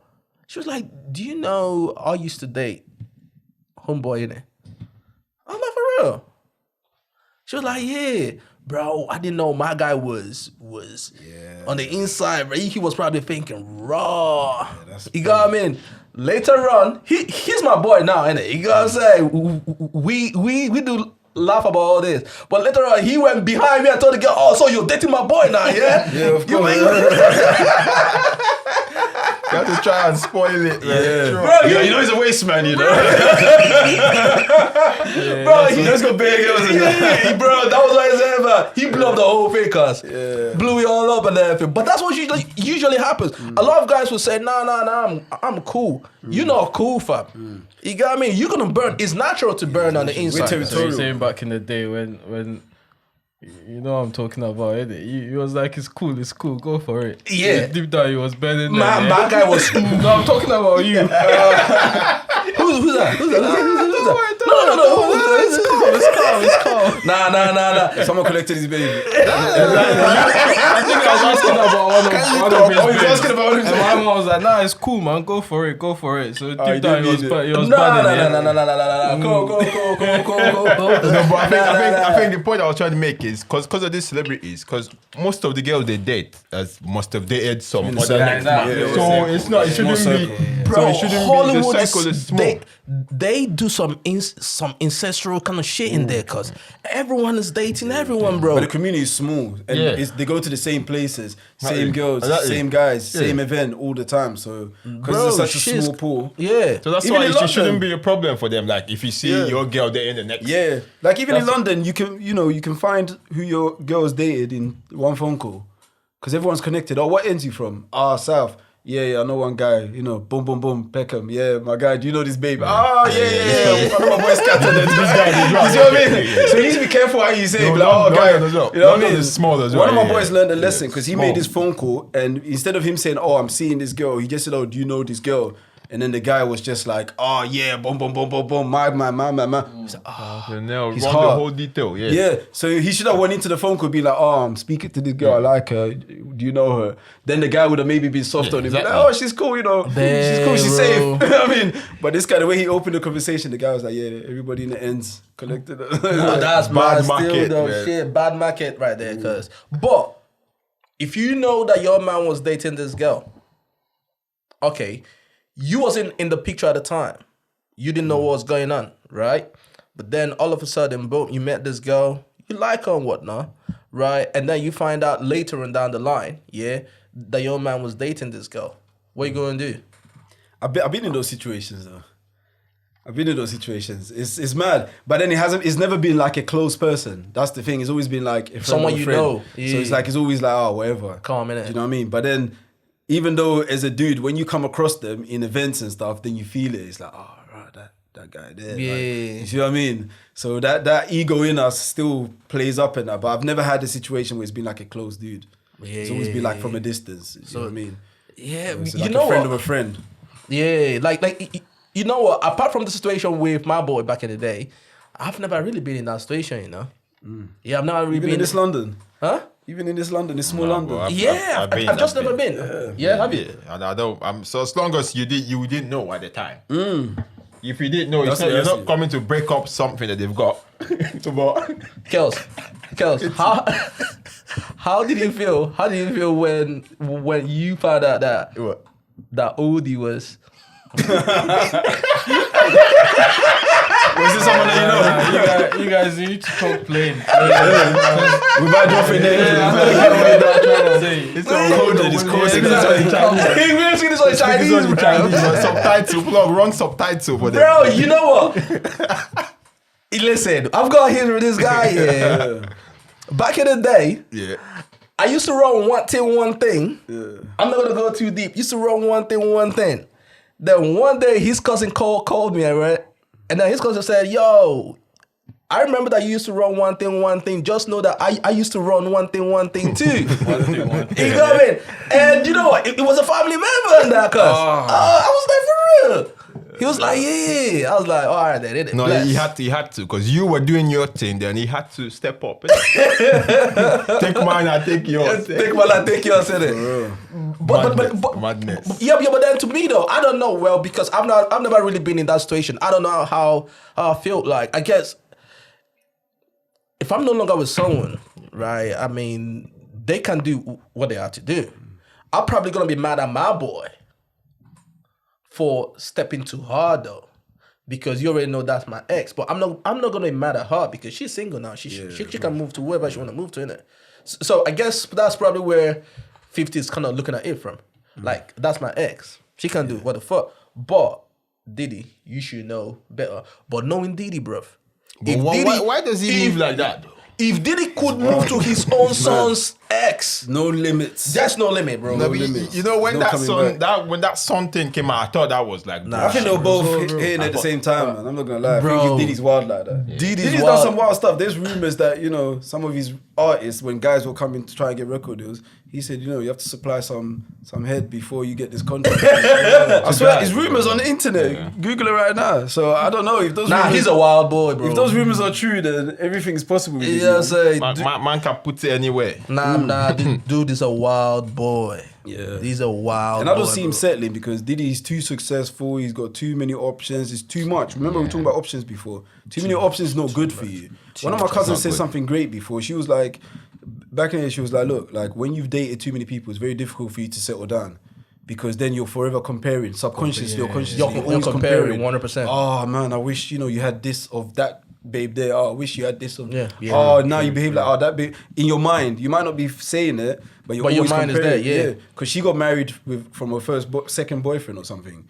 So she's always like, nah, she wanted to always stay away from having too many ideas of guys and stuff like that because that'll mess her up. Yeah. And it's true. It's true. Because if you look It's at true. most people in our generation, like, we're all single for a reason. You see what I mean? It's true. It's So, true. You know, It's true. your You've thing not is found popping. that So, best yet. Yeah. yeah, It's true. and too many options messes you up, man. Like the thing is, I always tell people the older you get, It's hard. it's harder to settle down. Yeah. Not because you don't want to, but because you've had a lot of experiences that, just like you said, you're always comparing now. You know, and that's where like it actually gets really tough. Like I always say, it's easier to get into a relationship and build a relationship from a young age. You're with this person, you guys have made your mistakes or whatever. Get over your mistakes, you guys know each other and just build from there. But as you're clocking into your 30s, fam, it gets really hard, bro. It's long. But at the same time too, when you're young, that's when you want to have a bit of fun. But then, just like you said, sorry, cut you off, but just like you said, right? Imagine this: if you've not had cake before, and someone is trying to explain cake to you, how cake tastes, you're probably not gonna really understand because you never had it before. But then look at it from this point too. You're trying to settle down when you're in your late 20s and then or early 20s. And then your friends are telling you about, oh shit, I went clubbing, I met this girl, fam, it was wild, we did that, we did this, we played spin the bottle, we had sex with. You're gonna start thinking, oh shit, I'm missing out, you know, I should be out there doing all of this, and I'm sitting here with one woman. Do you get what I mean? Some people are gonna look at it from that point of view too, and then think, yes, a whole phase is always vital. You know what I'm saying? Is it essential, do you think? It is very essential, bro. You got, I mean, you need to go through that whole phase, bro. Yeah, for everyone, remember. For everyone. Male and females. Yeah. So you're happy to know that your wife has been scattered across the male and female. Because I've seen it happen to a guy. My boy, yeah, him and his other brother are so opposite. He was a marker from like a young age. He was out there, you know what I mean, sniping and whatnot. His other brother was the good guy. You got me? He was always going to church or whatever. My man got into his 30s and that. His older brother got into his 30s. I don't know what happened to him, but he decided to go through his whole phase. And my man, at the age of 30, my man was going after 18-year-olds, 19-year-olds, bro. He was all over the place. While my boy, because he's already gone through that, was now ready to settle down. You got me? So whole phase is always vital. Very, very, very. Just like you said, both male and female. You're not happy, right? you know, but hey. But as you said, if you haven't experienced it, sometimes you don't know the effects of it. So, exactly the point. know. Exactly the point. But before we round up, just shout out your podcast again. Let people know where to go check you and everything. Definitely appreciate it, man. Everyone check out Let's Do Humans. That's one word, Let's Do Humans. LETSDOHUMANS. That's on YouTube, all the podcast platforms, iTunes, Spotify, All the socials, let's do humans, one word, man. Appreciate it, love. Appreciate it, bro. See how person Let's spare, do we are humans. spare fresh on the boat fast. FRESHOF. Why you stop? You? Because it's different. FRESHOFFDA. Just one pause, but I'm allowed one pause. I'm allowed one pause. My guy just had a brain freeze. My guy, he said D. Where did you? Where did they? Fresh off the boat. You know what? These guys, bro. And just as we're rounding up and everything, shout out to all the viewers, man. Much love to you guys. You know, thank you for rocking with us. Go on YouTube, FOTB Network. Please subscribe, like, share it. Tell a friend to tell a friend. Pod on You IG. know what I mean? Tell a friend. Go on IG. Just like Fresh Cole off just the said. boat pod. Like, share, comment. You know, if you've got topics that you want us to talk about, slide in our DMs. Let us know. If you've got tips on how to, you know, improve on our podcast, whatever, just let How us to know. improve my hairstyle. No? That's the only tips you want. You need to improve your hairstyle, bro. But You know also- what I mean? You're looking Joking. No, also just gonna say big shout out to you guys for having me on, man. Really Listen, appreciate bro. it, man. Bro, it's been a Thank you for pleasure, coming man. through, It's man. definitely Having been a you, man. pleasure. Thank you It's for good coming having through you. and everything, bro. We really appreciate you coming through to just come in and kick it with us and everything, bro. definitely. And trust me, this is not gonna be the last time. I'm here, man. You know what I'm saying? You Listen, kind of feel like we had like a senior man in the game. that's what it is, bro. You need That's to what get it You is. need to get one of us on your podcast. Yeah, one no, time, definitely, innit? man. You lot come through, Bro, man. fam, like we need to come to your podcast as well. You know what I mean? And just kick it I'm with just on you a and little break whatnot. at the moment. So, Yeah, but, yeah. you know, when I'm back on. Nah, bro. So good. You just came back from Ghana, bro. You know what I mean? So just relax yourself and whatnot. You know. But thank you for coming by, my G. Appreciate it, man. And on that note, see you next week. Peace. Peace out. Easy, that was dope, guys, man. Vlog. You don't.